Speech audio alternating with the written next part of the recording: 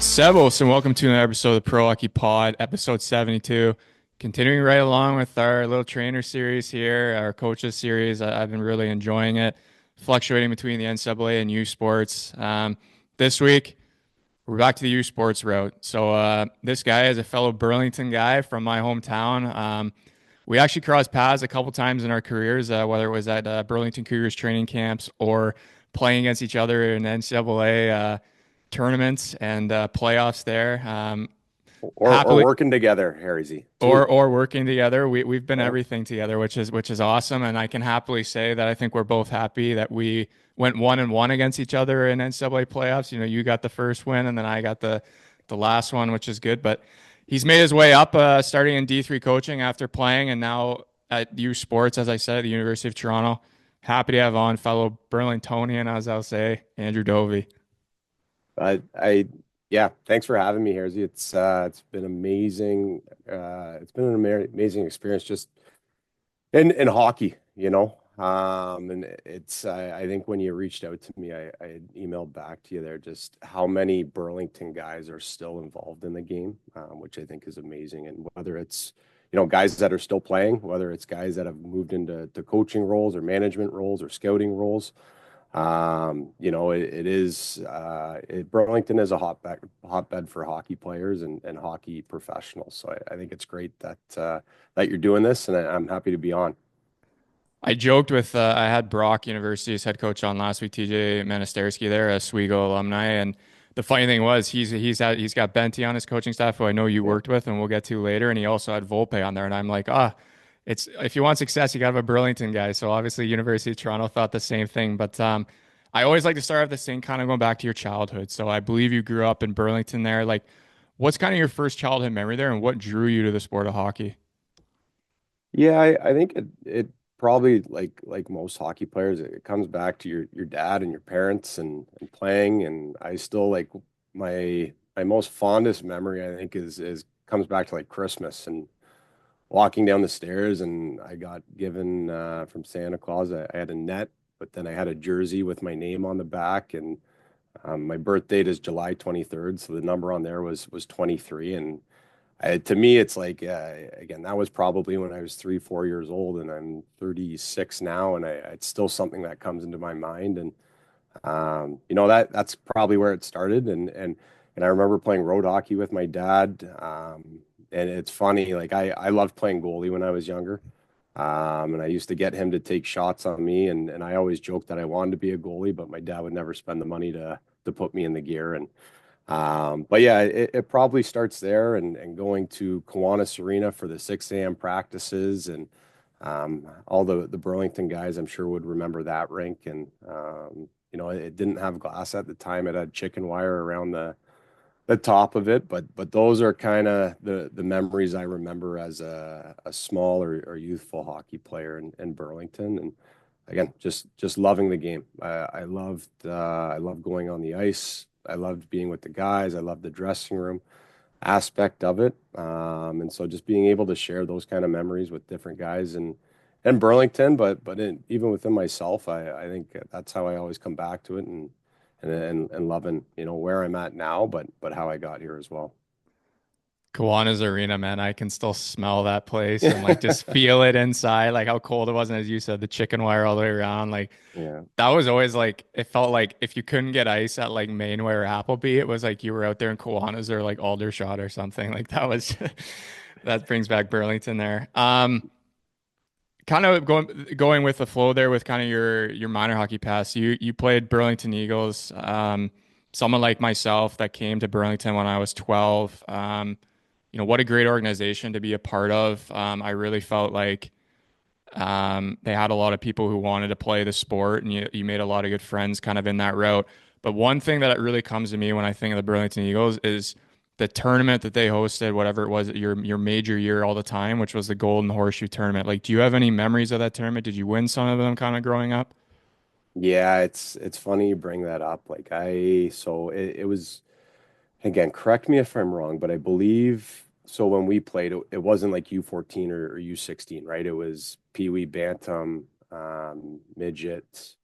So that's what they call the age groups. But for the midget players and the midget AAA players, you got two shots at it every year, right? And so I was fortunate enough. We were in it for the 2 years. We won it my first year in midget. And again, you talk about memories. I still remember Joel Ruddy coming down the wing. We were playing the Waterloo Wolves in the finals, and in midget hockey, I think I think everyone tries to have a slap shot. I don't know if everyone does have a slap shot, but Joel Ruddy on our team had a slap shot, and I remember him coming down as a righty on the right wing and letting go a slap shot, and he hit the elbow of the bar to win the horseshoe final.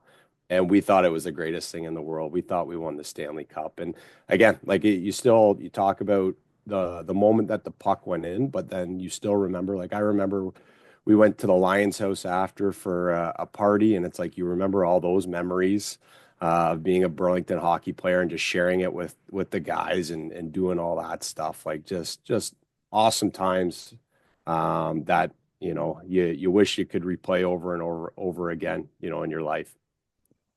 It's funny because given our age, like you're 2 years older than me, so we would always be playing the horseshoe at the same time. Just obviously I was on the team 2 years younger. And I remember this because we played Brantford in the finals before you guys played, and we won 8-4. And the biggest thing about that tournament was the final game was on TV.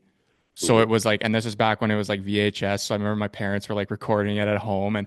But I remember like seeing yours on TV, like forever replayed on Kojiko as well, and like watching those highlights. And when you said the Waterloo Wolves, I was like, oh my God, I remember this game. So it's like kind of crazy to think of that.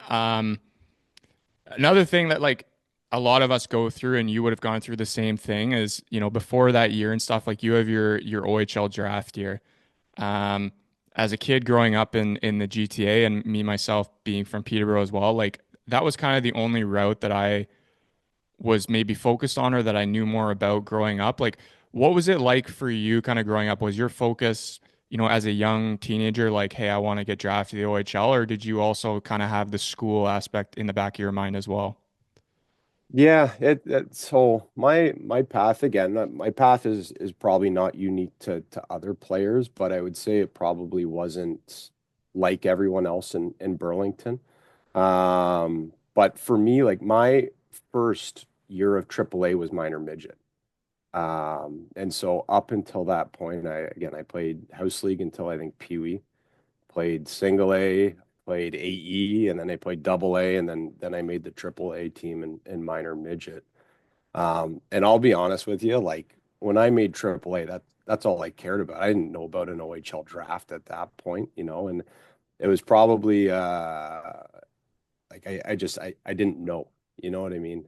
I was first into to AAA hockey. I was thrilled that I made the AAA team, and I knew that was the highest level. But I remember the first month people starting to talk about the OHL draft. And I knew what the OHL was, but I was so far gone as far as knowing the landscape of what it was and how it was coming, right? And so again, like our minor midget team, we were a good team. We weren't a great team.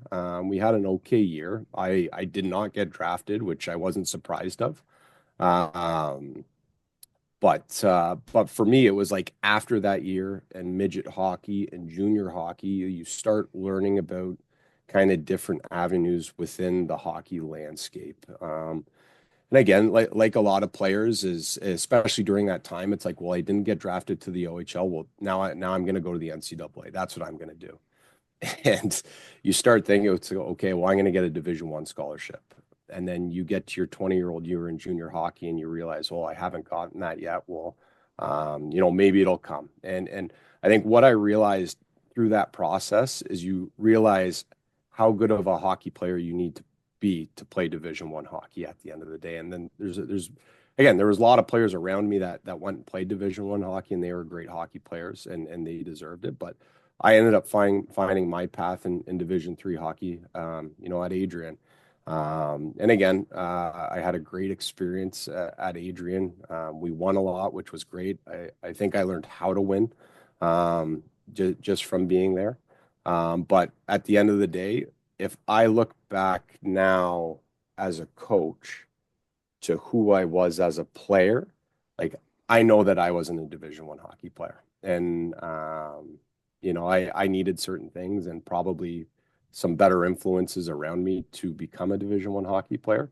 But at the end of the day, I'm still working in the game. I love the game, and what the kind of lessons I learned throughout my own career, I feel I can kind of relay them on to the younger generation coming through and go, hey, listen, like I remember being where you were at one point, and I wish I would have done this.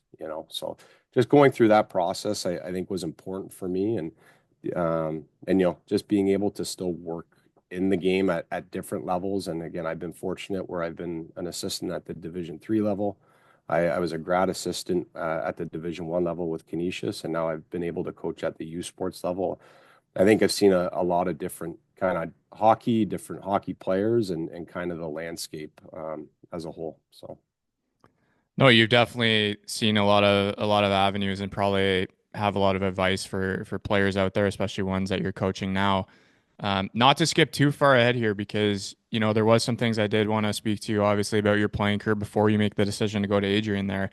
One of the things you were kind of part of, I would say, and it was unique for me growing up too, because I saw like goalies go through it. Maybe like Aaron Boyle was a good example, but when you grew up playing junior and you made that jump, you had for a couple of years there, you kind of had that like almost like NHL, AHL like call up system where it was the Cougars and I believe Stony Creek was yeah, affiliated back then for a little bit. So, um, like how was that for you being a young guy and like obviously adjusting to both tier two junior and also the junior B level as well because you obviously as I mentioned you played in Burlington Cougars, and then you also played the Stony Creek Warriors and it was one of those things where I felt like at the junior B level you know you were clearly a very good player and then maybe at the Cougar level you'd just be that guy that got called up and then would get kind of sent down kind of thing. So how was your kind of first few years of junior?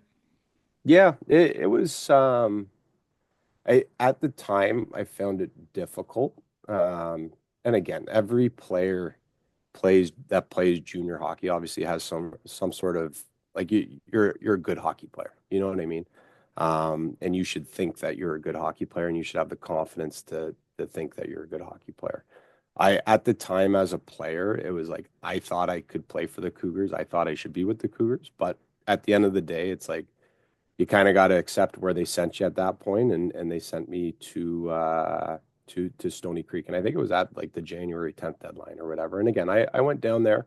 I was able to play more, which was important for my development. And it not only just play more, I think that's a general statement, but you just talk about like the moments that you get to play, right? And I think that's important to think of it is are you going to get power play time? Are you going to get penalty kill time? Are you going to get an opportunity, if your team is down in the last 2 minutes to go on the ice and try and score? On the flip side, are you going to be put on the ice, when your team is up and you got a draw in the defensive zone to go win that? Like being able to play in those moments in Stony Creek, I think was really important for my development and turning into the hockey player that I ended up being at Adrian.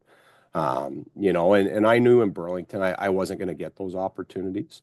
But I got them in Stony Creek, which was great for me. And then if you kind of, I guess, look forward a little bit to the player that I was at Adrian. I went from being again, I'll call it a point guy, but a guy that produced a little bit more in junior to at Adrian. I turned into more of a depth player with more defensive responsibilities. And again, I could flip back and forth from playing the wing to center, but if I look at the success I had at Adrian, it wasn't so much, hey, he was on the power play and he scored goals. It was more, hey, he shut down the other team's top line, and he was on the penalty kill, and he made the big block shot there, and he was on the 5-on-3 kill, and that's kind of where I found my niche as a hockey player, and kind of what got me more ice at the end of the day. I'm gonna come back to that point when we get to the Adrian part. The one other thing I wanted to ask you about of playing in Stony Creek was I believe your last year you guys ended up going to the Sunderland Cup, which is Mhm. obviously in Junior B a very prestigious tournament at the end there, past the playoffs. Like just talk about that team, that experience, and obviously someone like yourself, like you had a very good year both during the season and in the playoffs as well.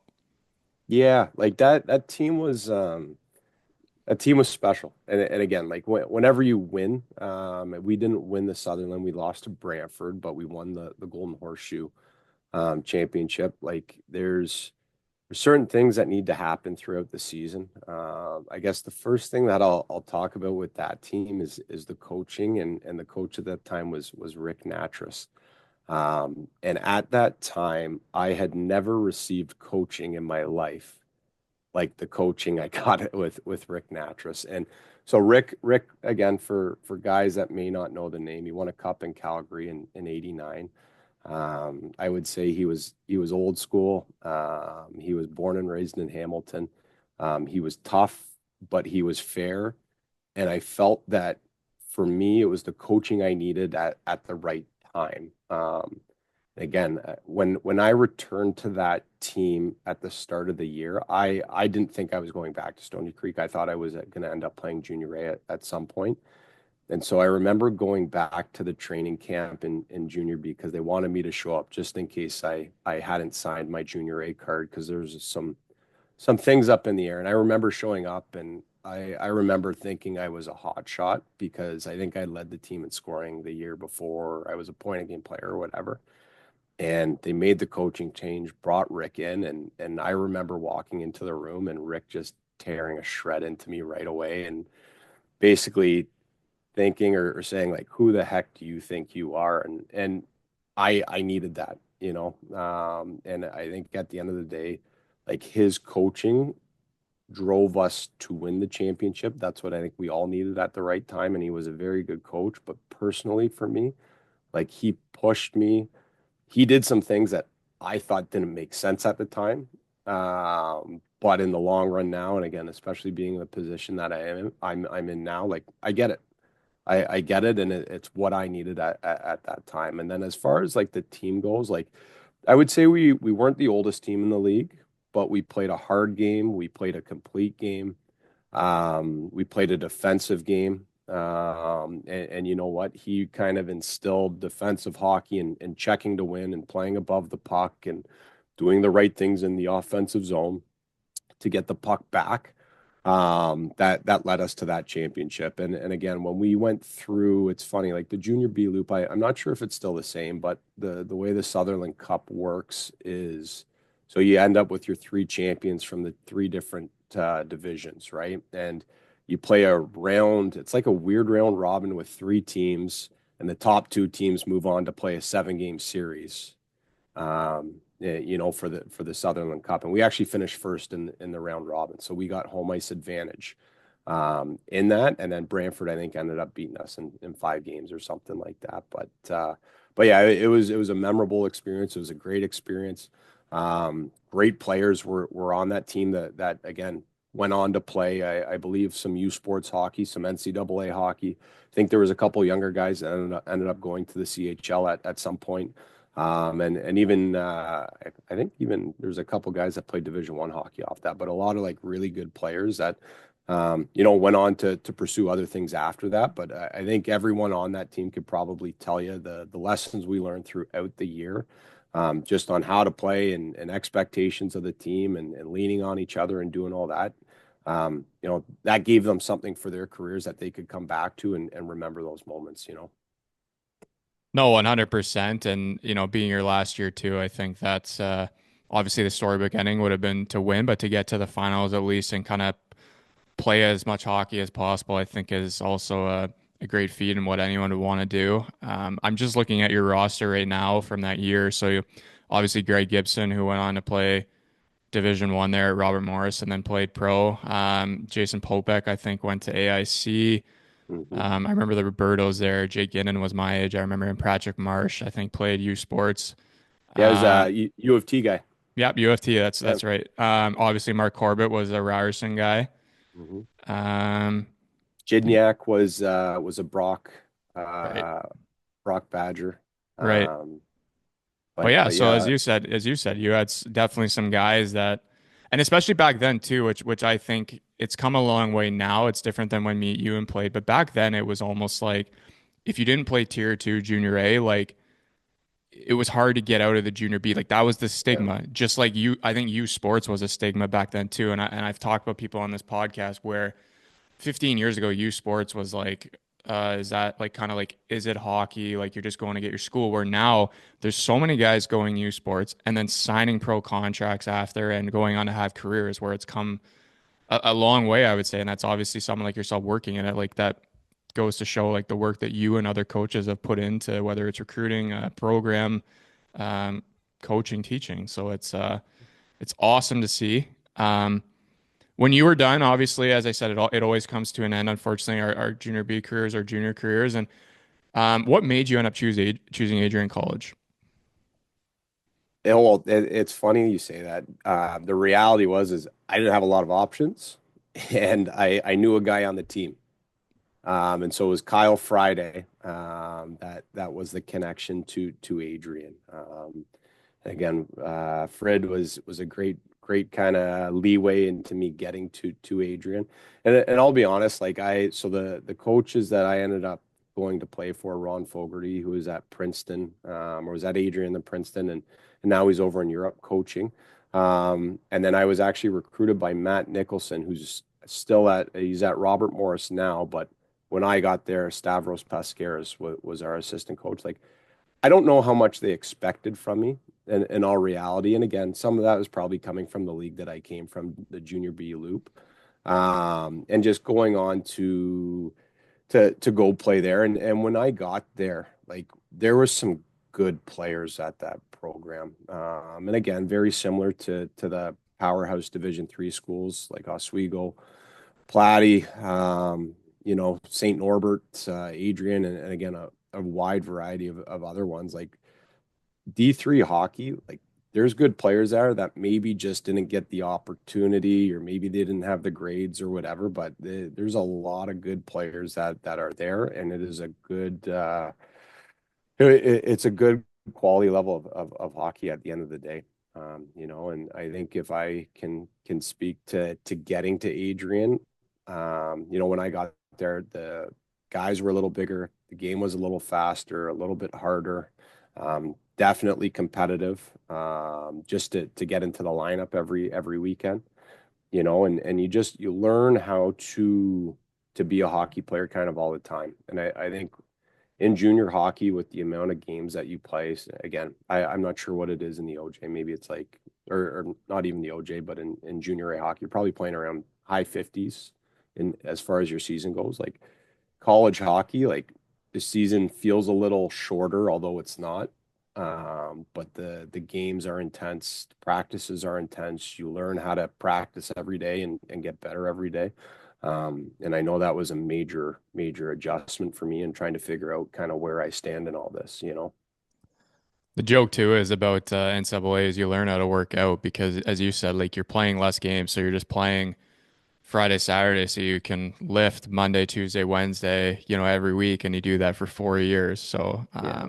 definitely learned how to train. But Um, going back to your comment, just kind of about like the powerhouses. So obviously you guys were there. There was like us, Plattsburgh, St. Norbert, Norwich. Like these were teams when we were both in college that every year you knew at least one, if not two to three, were making the NCAA tournament, the Frozen Four. And like you said, like Oswego, it was like my class had 15 guys in it, which is insane. And like some of them had been at D1 and transferred, like myself, and other ones, it was like what you said, like, you know, Luke Moody, Chris Muse, like guys who were good enough to play D1, but for whatever reason, it didn't work out for them, whether it was grades, whether it was them just not wanting to do it, whether it was other things, not given the opportunity. And it made a lot of competition and kind of what you brought up, like throughout your career and when you got to college, you might have had to adjust your role a bit. So you talked about being a junior as being like a scoring point guy. And then, when you got to college, even though you put up good numbers every year for college, like almost point per game numbers, which is good in NCAA, you also were learning how to maybe be a shutdown guy and be used out there in last minute situations. And I remember playing against you, for example, when I transferred to Oswego, we played against you my sophomore year in Minnesota there in the Frozen Four in the semis. And I remember you just running around and just getting in people's grills and making people known that you were on the ice. And it was an effective way, and you guys ended up winning. So, like, at the end of the day, you did whatever was needed and tried to help the team anyway to be successful, which is obviously you guys had success when you were there. Yeah, like and you know what? It's something that I went through. It's something that we talk to our even our guys at the University of Toronto about all the time. And the reality is when you go to a new level of hockey, like it's supposed to kill your confidence. It's another level, right? You've never been there before. It's a little bigger, it's a little stronger. Like you've got to figure out kind of where you fit in all this and how do you build your own confidence back once you get to that level, right? So again, you kind of got to figure out where you fit within your team. You got to figure out where you fit within the game and the pace of the league. And then you have to find a way to bring value at the end of the day, you know? And so that's kind of where I naturally did it. I don't know how much I thought about it. I just know that I didn't want to be in the stands and I wanted to play.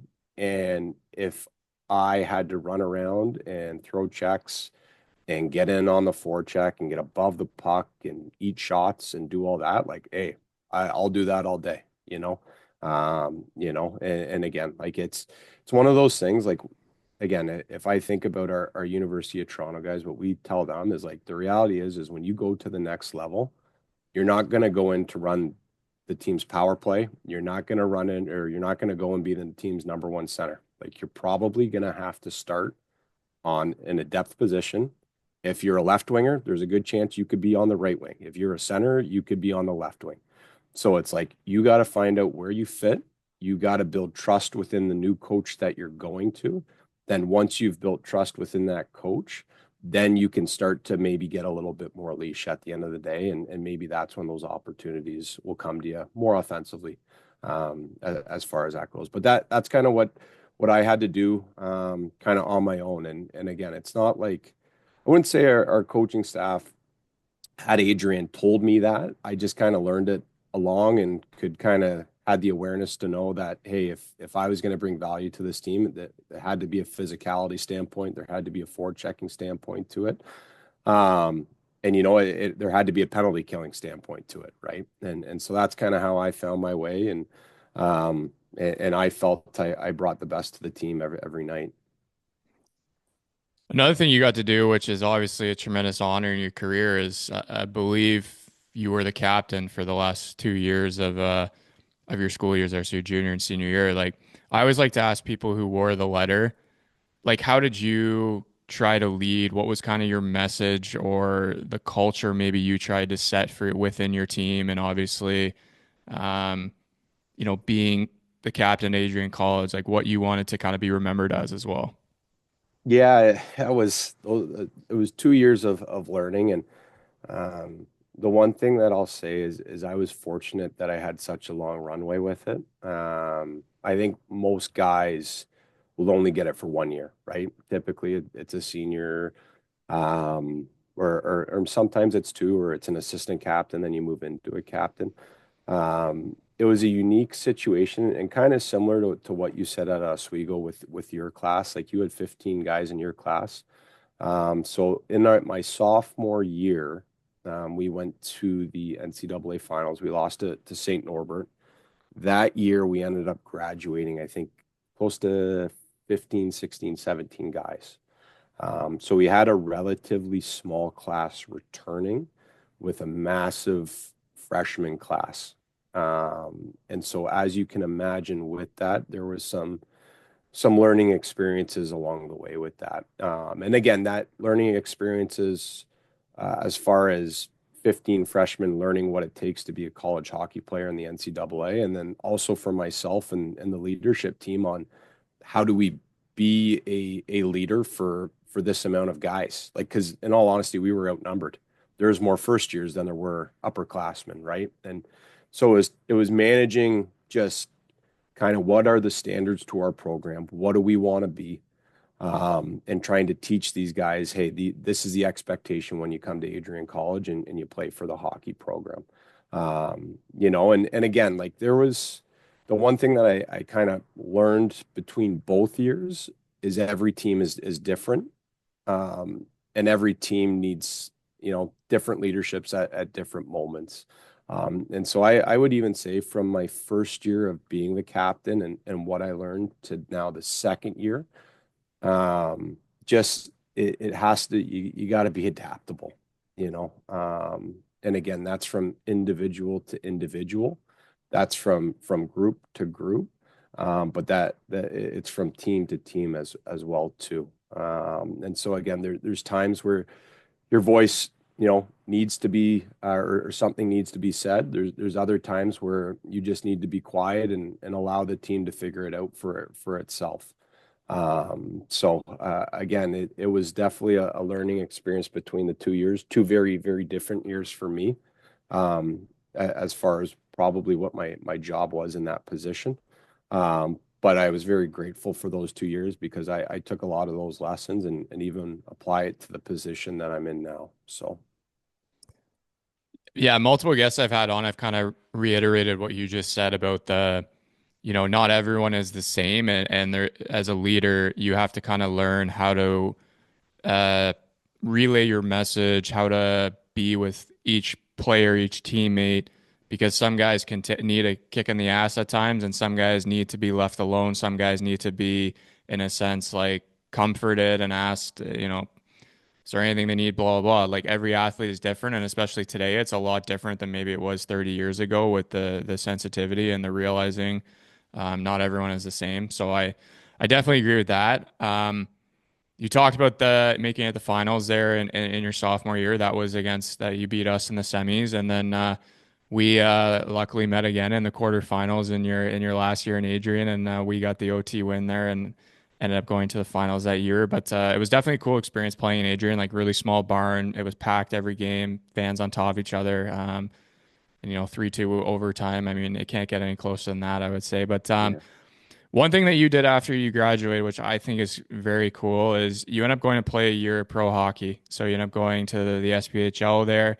Um, how was your experience there? And did maybe you had planned this before? I always like to ask the people who do this, like, did you just want to go play one year to say you've done it, give it a chance, and then after that you figured you'd get back into coaching, or how was that kind of playing out for you?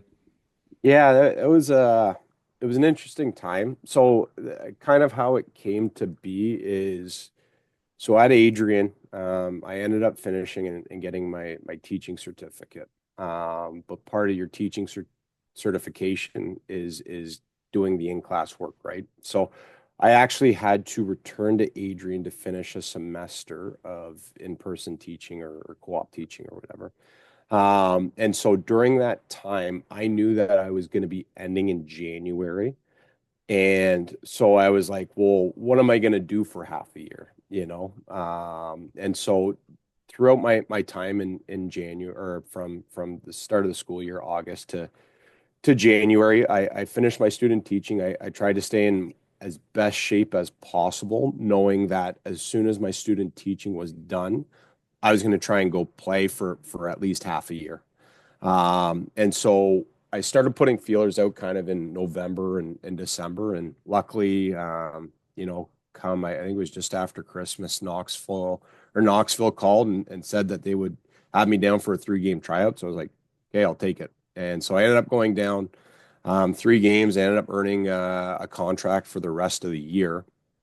Um, but uh, but yeah, that's kind of how it all came together. And again, in Knoxville, I enjoyed my time. I think it was amazing to play pro hockey and get a paycheck from it, which was pretty neat. And again, it was something there at that moment. I had the awareness that I knew I wasn't going to be an NHL hockey player or even American Hockey League player. And I was like, hey, if I can get games in the coast, like, hey, that'd be amazing. But you know what? I enjoyed my time in Knoxville. We had an okay year, but it was more or less to go through the experience. I met some guys along the way, which was great, and again, still keep in touch with a couple of them every now and then. But yeah, just to go through it, ride the buses, the 3 and 3s, the play in Knoxville on Thursday night. Bus to somewhere Friday night and then bus back to Knoxville to play a Saturday night.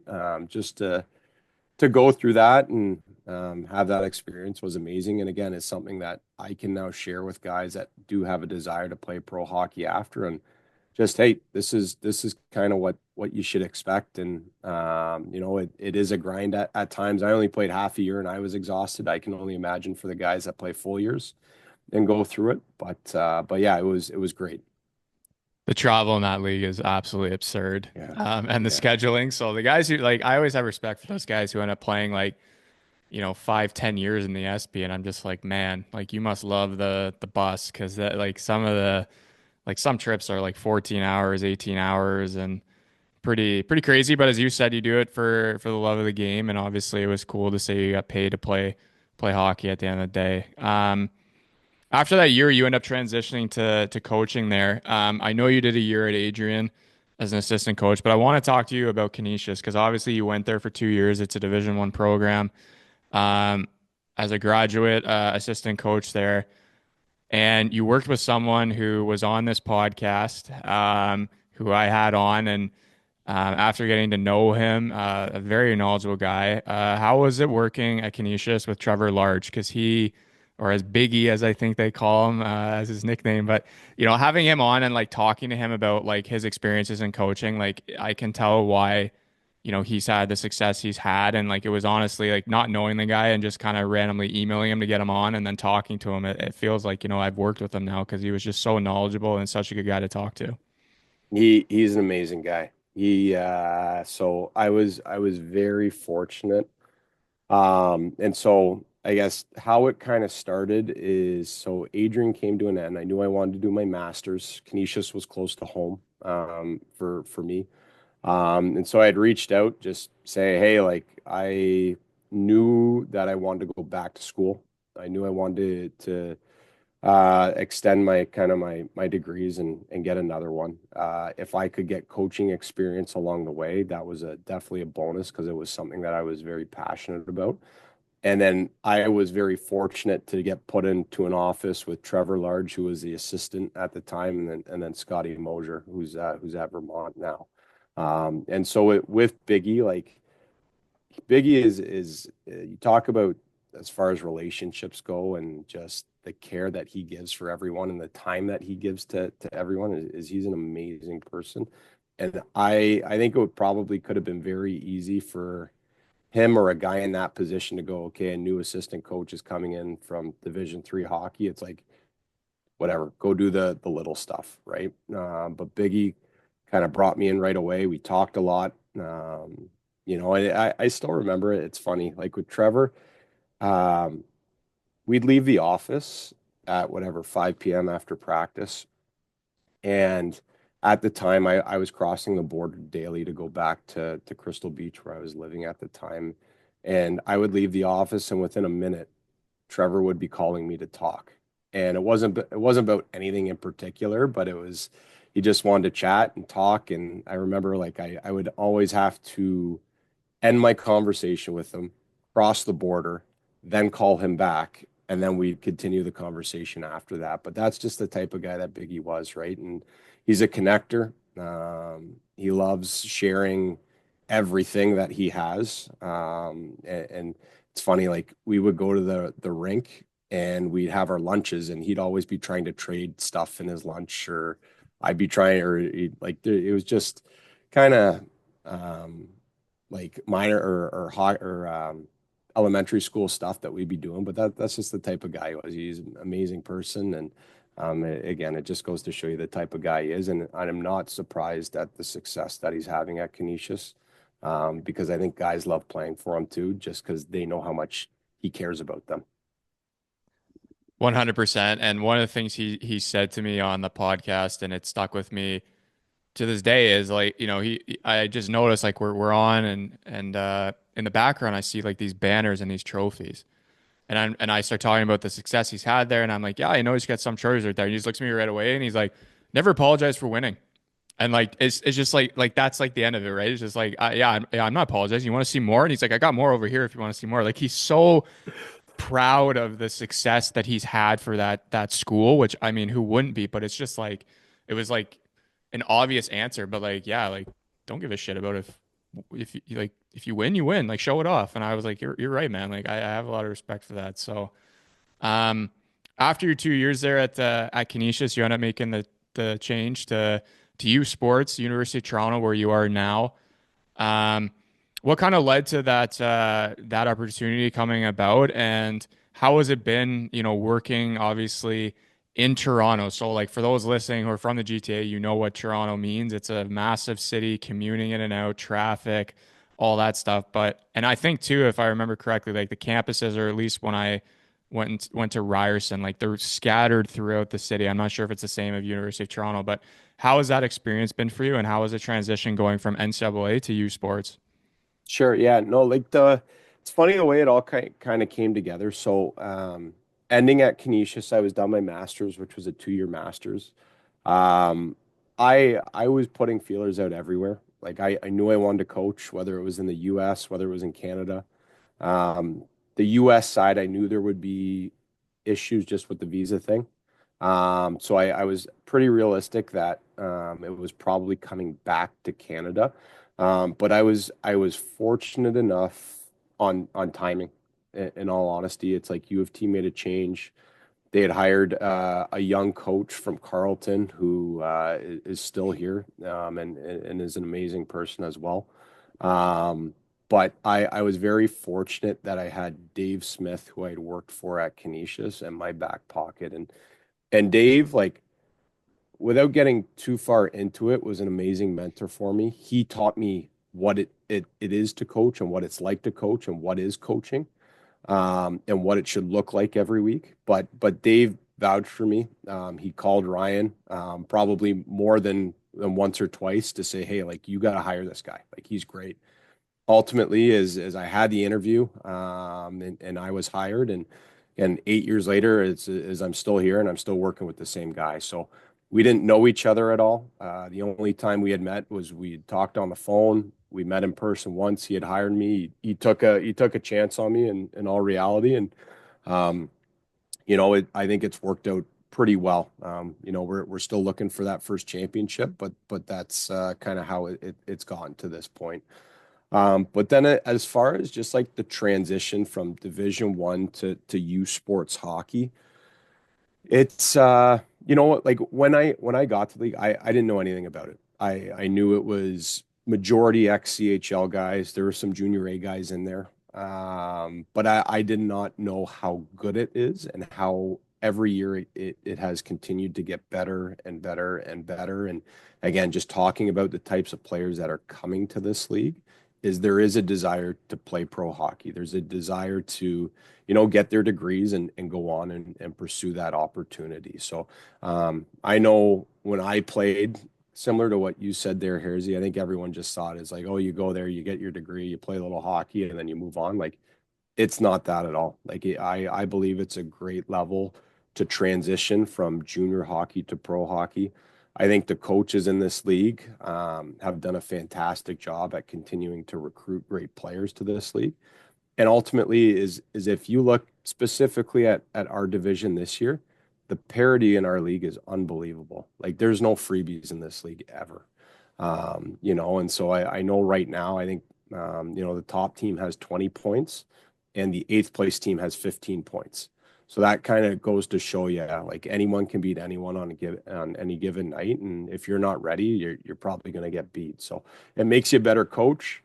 It stresses you out a little bit more. But at the end of the day, I believe players that are leaving this league will be well equipped to play some level of pro hockey if they desire to. One example of that I can comment on seeing it live is, and I know it's a different division, but Austin Keating, who played University of New Brunswick, believe he was an OHL guy and then went and did his school for 4 or 5 years. He signed in Ingolstadt this year, and they slowly nurtured him into the lineup. Started as fourth line, then he would come out.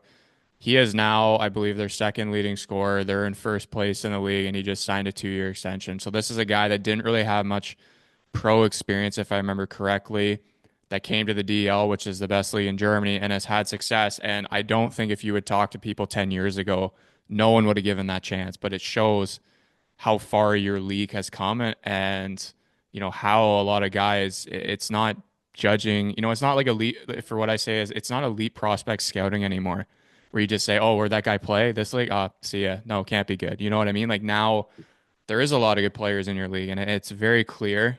Um, One thing I want to ask you about, like you've been at University of Toronto for so long there, UofT. What types of players are you guys looking to recruit? What's maybe the culture that the school, yourself, the coaching staff kind of want to instill in that dressing room? Yeah, that's a good question. Like I think first and foremost, again, if you look at the academic standards at the University of Toronto, we're a number one school in Canada. We're a top 25 school in the world academically. So the types of guys that we're looking for are guys that value the education side of things, but ultimately love coming to the rink and love being a hockey player. So we always tell guys that we're trying to recruit, we're looking for 1A, 1B, where school and hockey kind of got to be level and level. And we want guys that are excited to come to the rink. We want guys that are going to be great teammates for 4 years. We want guys that are positive, competitive, and team first at the end of the day. And so, again, with our recruiting, there's some challenges that come with it just because the academic standards. But we feel that the players that we've brought in, again, they value the education side of things, but they love coming to the rink with a smile on their face. They're ready to practice. And after that, Toronto is a great city. It's a busy city. They find times to go and enjoy the city and do, go watch the Leafs, see the Jays play, Raptors, all that stuff as well too. But those are kind of the guys that we're looking for. And as far as the culture that we're looking to build, yeah, we want guys that are competitive. We want guys that are high achievers, and we want guys that are kind of going to drive our program forward, and leave it in a better place than when they got here. Seems pretty simple to find a simple message when you're doing the recruiting visits there. Yeah, yeah. One other thing that I think is it's kind of cool that it's happened recently, and I'm curious how it affects maybe you guys is as you know with the NCAA eligibility rules. I've had many guests on, whether it was NCAA coaches or U Sports coaches, and kind of asking this question. I'm curious your take. How do you feel it'll affect you guys in terms of UofT? Like, do you think it'll be a positive impact, or is it something that you're kind of questioning? Like, what's kind of your honest opinion on the rule change? I think as a hockey player, there's not a better time to be a hockey player right now. Just as far as like the opportunities and the different ways that you can go now. And in all honesty, like that's the God's honest truth. As coaches, like, yeah, we're gonna have to work a little bit harder. And like you said, like there's no elite prospect scouting anymore. Like you have to get out, you have to watch guys. And again, with all the technology now, it's easy to watch games or throw a game on or watch certain players. But I think as far as players go, like there's going to be so many opportunities for players to find different homes and go play. So I think first off, like that's a great thing at the end of the day. As far as how it's going to affect our league and specifically the University of Toronto? I think that's a tough question right now. And again, I'm not sure what other answers you've been given. I think everyone has some ideas of how it might play out, but I don't think anyone really knows right now. I think my my early thoughts about it is I do think it's going to take a couple years to kind of figure out where kind of everyone fits in all this as far as recruiting and what players are going where. But again, the one thing that I'll say with the U Sports level is I do think that um, our level of hockey is very good. I think we have great coaches in our league. And I do think that our level of hockey will continue to be able to develop pro hockey players at the end of the day. And so, again, whether they come from the CHL or they come from junior A hockeys, I know at the University of Toronto we have the resources in place to support players on support them in becoming pro hockey players at the end of the day. So again, I think they're going to come from a wide range of different leagues and different places. And that's truthfully, that's kind of how we've always recruited is you got to kind of look everywhere. But again, I think it's going to take a couple years for it to kind of all figure itself out. Yeah, and I think as you mentioned, like I think the pool just gets bigger because there's obviously going to be a push down factor where there's going to be guys who maybe 10 years ago would have went NCAA at a Division One, and now because of the major junior guys being able to go, they might get pushed out for whatever reason, or the opportunity might not be worth it, or it might not be full rides, and whatever. Like I think it's going to obviously change the landscape a bit. I have to say I'm very jealous. Yeah, I Be know. because I like growing up in Peterborough, like I would have loved to have played for the Petes for 3 years and then gone NCAA, you know what I mean? So I think that's Mhm. as us like looking at it now, we're kind of like, damn, like why is it 20 years too late? Yeah.